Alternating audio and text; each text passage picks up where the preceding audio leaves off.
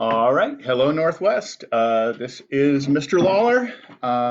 We just had a very exciting staff meeting, and all your teachers miss you.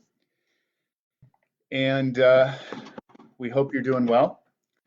We should have a better sense later today of what the coming weeks are going to look like. We know that your district and the state are working hard to kind of figure this out. Hold on, I have a call from Miss Sears. Hello. Thank you. Miss Sears is telling me I did a good job in the staff meeting.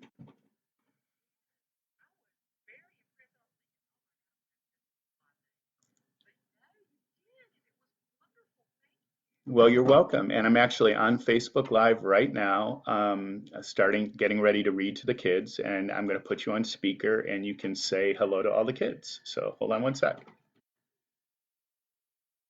All right, guys, here's Miss Sears. And do you have anything you want to say to the kids, Miss Sears? Oh, I miss you. I wish I could give you big hugs. Oh, are you enjoying Mr. Lawler and his reading? Well, they don't actually speak back. So, Oh, okay. and there's Well, listen, nobody please. watching right now anyway, but. Yeah, well, you know what? I am so glad that you all get to hear Mr. Lawler and get to hear your book being read out loud. That's so great. Make sure you keep up with your homework and stay off social media, okay? That is like Satan. It's terrible. Stay away from it. All right, Okay. Miss Sears, say goodbye to everybody. Bye, darlings. I'll talk to you later. Hello. All right, I'm going to go start reading the kids now. Okay, thank you. All right, so here we are. And we're going to remember what happened yesterday in Sea of Monsters. Percy got a full connection with Grover, and Grover told him that he is in the Sea of Monsters being held by an evil Cyclops, and that he needs to have him come be rescued. And the Sea of Monsters is actually in the Bermuda Triangle, which if you do not know the Bermuda Triangle, you should look it up. It's like Bigfoot. It's one of the great American stories of mystery and missing ships and stuff like that. And Percy told everybody that not only was Grover captured in the Sea of Monsters, but that Jason's fabled Golden Fleece was also there, and that the Golden Fleece could be used to heal Thalia the tree and restore the camp. And he told everybody this at the camp meeting, and Tantalus, who, like everybody else except Chiron, who works at the camp, doesn't like him, he told everybody at the meeting so Tantalus couldn't quash it. And Tantalus offers a quest, which is the only way you're allowed to leave camp, but he offered it to Clarice, the daughter of Ares, who won the chariot contest. And Tantalus told everybody a story about how he basically dealt with his children, which was kind of scary. And now, without further ado, we're going to finish up chapter 7, and we're going to start chapter 8 of Percy Jackson and the Sea of Monsters. I couldn't explain things to Tyson. He knew I was sad. He knew I wanted to go on a trip, and Tantalus wouldn't let me. You will go anyway? He asked. I don't know, I admitted. It would be hard, very hard. I will help. No, I couldn't ask you to do that, big guy. Too dangerous. Tyson looked down at the pieces of metal he was assembling in his lap. Springs and gears and tiny wires. Beckendorf had given him some tools and spare parts, and now Tyson spent every night tinkering, though I wasn't sure how his huge hands could handle such delicate little pieces. What are you building? I asked. Tyson didn't answer. Instead, he made a whimpering sound in the back of his throat.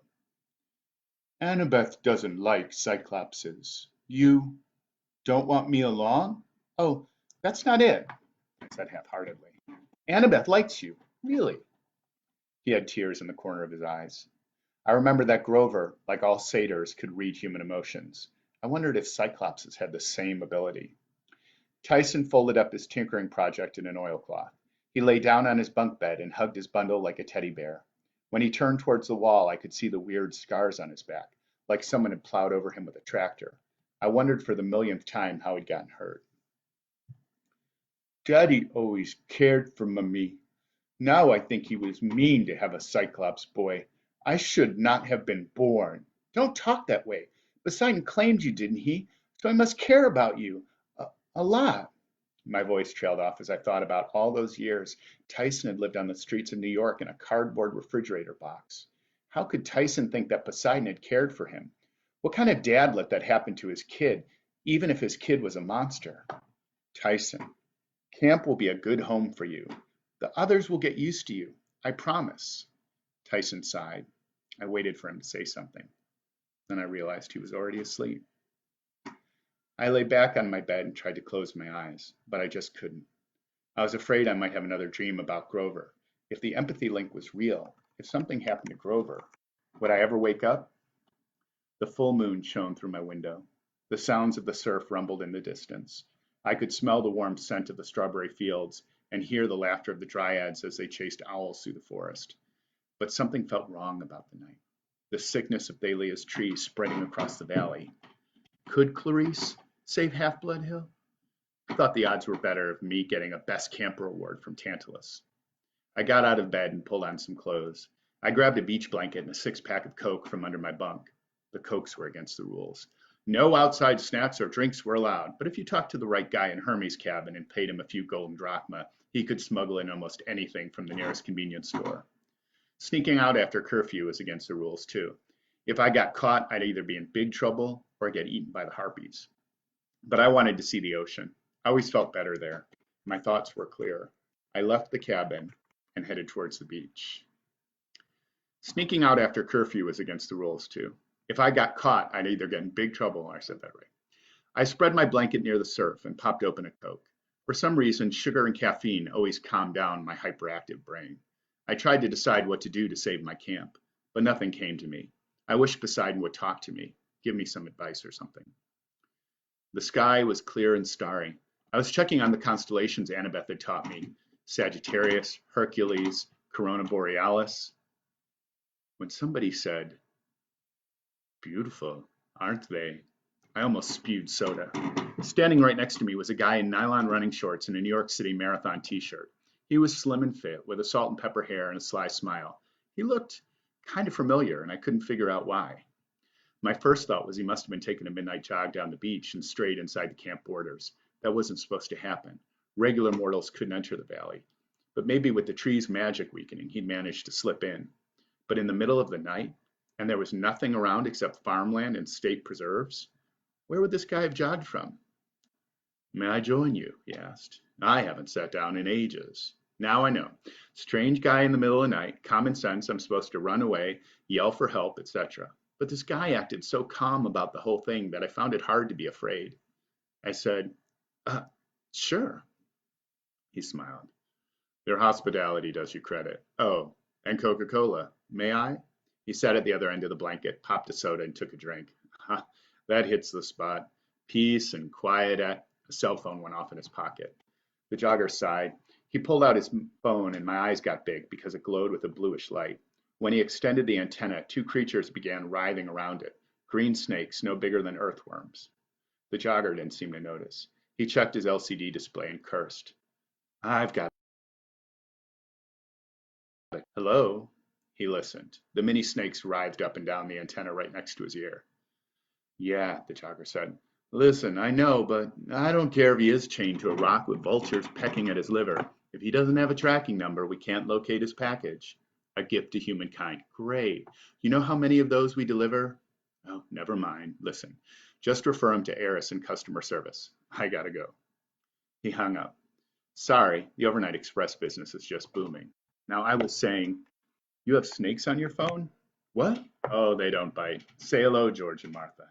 "Hello, George and Martha," a raspy male voice said inside my head. "Don't be sarcastic," said a female voice. "Why not?" George demanded. "I do all the real work." "Oh, let's not go into that again." The jogger slipped his phone back into his pocket. "Now, where were we? Ah, yes, peace and quiet. Been a long time since I've gotten to relax. Ever since the telegraph. Rush, rush, rush. Do you have a favorite constellation, Percy?" I was still kind of wondering about the little green snakes he'd shoved into his jogging shorts, but I said, I like Hercules." "Why?" "Well, because he had rotten luck, even worse than mine. It makes me feel better." "Not because he was strong and famous and all that?" "No." You're an interesting young man. And so what now? I knew immediately what he was asking. What did I intend to do about the fleece? Before I could answer, Martha the snake's muffled voice came from her pocket. I have damned her on line 2. Not now, the jogger said. Tell her to leave a message. She's not going to like that.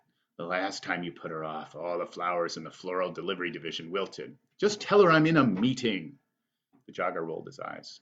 Sorry again, Percy. You were saying, who are you exactly? Haven't you guessed by now? A smart boy like you? Show him, Martha pleaded. I haven't been full size for months. Don't listen to her, George said. She just wants to show off. The man took out his phone again. Original form, please. The phone glowed a brilliant blue. It stretched into a 3-foot-long wooden staff with dove wings sprouting out at the top. George and Martha now stood full-sized green snakes, coiled around the middle. It was a catechus, the symbol of Cabin 11. My throat tightened. I realized who the jogger reminded me of with his elfish features, the mischievous twinkle in his eyes. You're Luke's father, I said. Hermes. The god pursed his lips. He stuck his catechus in the sand like an umbrella pole. Luke's father. Normally, that's not the first way people introduce me. God of thieves, yes. God of messengers and travel, if they wish to be kind. God of thieves works, George said. Oh, don't mind George, Martha flicked her tongue at me. He's just bitter because Hermes likes me best. He does not. Does too. Behave, you two, Hermes warned, or I'll turn you back into a cell phone and set you on vibrate. Now, Percy, you still haven't answered my question. What do you intend to do about the quest? I don't have permission to go. No, indeed. Will that stop you? I want to go. I want to save Grover. Hermes smiled. I knew a boy once. Oh, younger than you by far. A mere baby, really. Here we go again, George said. Always talking about himself. Quiet, Martha snapped. Do you want to get set on vibrate? Hermes ignored them. One night, when this boy's mother wasn't watching, he sneaked out of their cave and stole some cattle that belonged to Apollo. Did he get blasted to tiny pieces? I asked. No. Actually, everything turned out quite well. To make up for his theft, the boy gave Apollo an instrument he'd invented, a lyre. Apollo was so enchanted with the music that he forgot all about being angry. So what's the moral? The moral? Hermes asked. Goodness, you act like it's a fable. It's a true story. Does truth have a moral? How about this? Stealing is not always bad. I don't think my mom would like that moral. Rats are delicious, suggested George. What does that have to do with the story? Martha demanded. Nothing, George said, but I'm hungry. I've got it, Hermes said. Young people don't always do what they're told, but if they can pull it off and do something wonderful, sometimes they can escape punishment. How's that? You're saying I should go anyway, I said, even without permission. Hermes' eyes twinkled. Martha, may I have the first package, please? Martha opened her mouth and kept opening it until it was as wide as my arm. She belched out a stainless steel canister, an old-fashioned lunchbox thermos with a black plastic top. The sides of the thermos were enameled with red and yellow ancient Greek scenes, a hero killing a lion, a hero lifting up Cerberus, the three-headed dog. That's Hercules, I said, but how?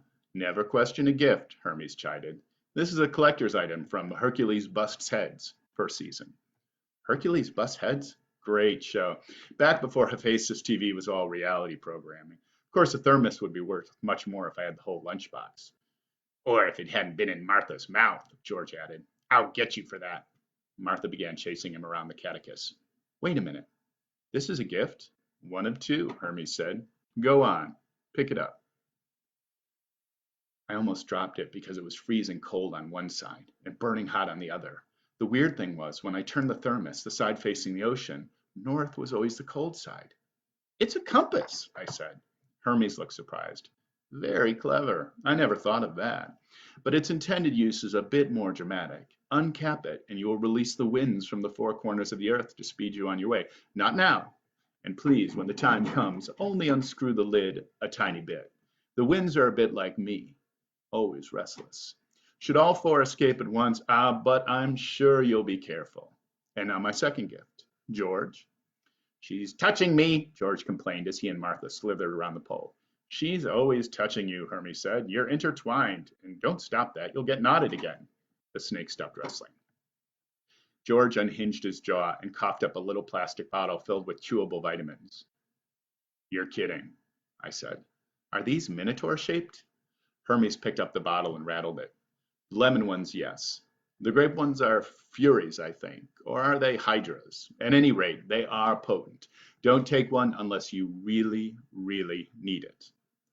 How will I know if I really, really need it? You'll know, believe me, 9 essential vitamins, minerals, amino acids, oh, everything you need to feel yourself again. He tossed me the bottle. Thanks, I said. But Lord Hermes, why are you helping me? He gave me a melancholy smile.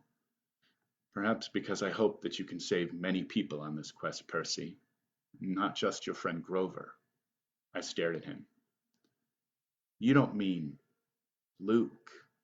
Hermes didn't answer. Look, Lord Hermes, I mean, thanks and everything, but you might as well take back your gifts.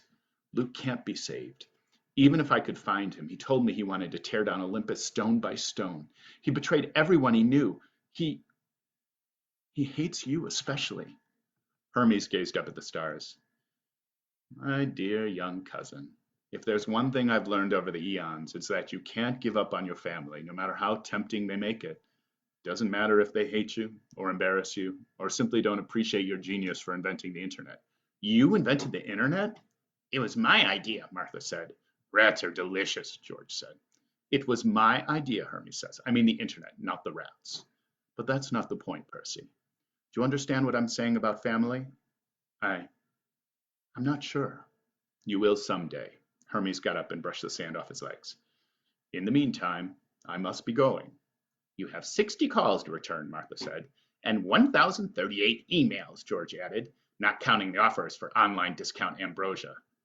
And you, Percy, have a shorter deadline than you realize to complete your quest. Your friend should be coming right about now. I heard Annabeth's voice calling my name from the sand dunes. Tyson, too, was shouting from a little bit further away. I hope I packed well for you. I do have some experience with travel. He snapped his fingers and 3 yellow duffel bags appeared at my feet. Waterproof, of course. If you ask nicely, your father should be able to help you reach the ship. Ship? Hermes pointed. Sure enough, a big cruise ship was cutting across Long Island Sound, its white and gold lights glowing against the dark water. Wait, I don't understand any of this. I haven't even agreed to go. I'd make up your mind in the next 5 minutes, if I were you. That's when the harpies will come to eat you. Now, good night, cousin. And dare I say it? May the gods go with you. He opened his hand and the catechist flew into it. Good luck, Martha told me. Bring me back a rat, George said. The catechist changed into a cell phone and Hermes slipped it into his pocket. He jogged off down the beach. 20 paces away, he shimmered and vanished, leaving me alone with a thermos, a bottle of chewable vitamins, and 5 minutes to make an impossible decision. Okay, and we just finished chapter 7, and let's get the cat monster out of the way. We were going to read chapter 8, but I guess we're going to save chapter 8 for Monday because that's an awful long chapter. And chapter 8 is We Board the Princess Andromeda. So I hope everybody is well. Remember, reach out to your teachers, reach out to me, but most importantly, reach out to your parents with anything you need. Try to keep an eye on your social media because that can be a little overwhelming. And take care of yourself. Eat right, exercise, and take care of each other.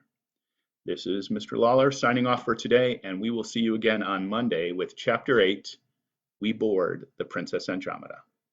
Peace out. Do people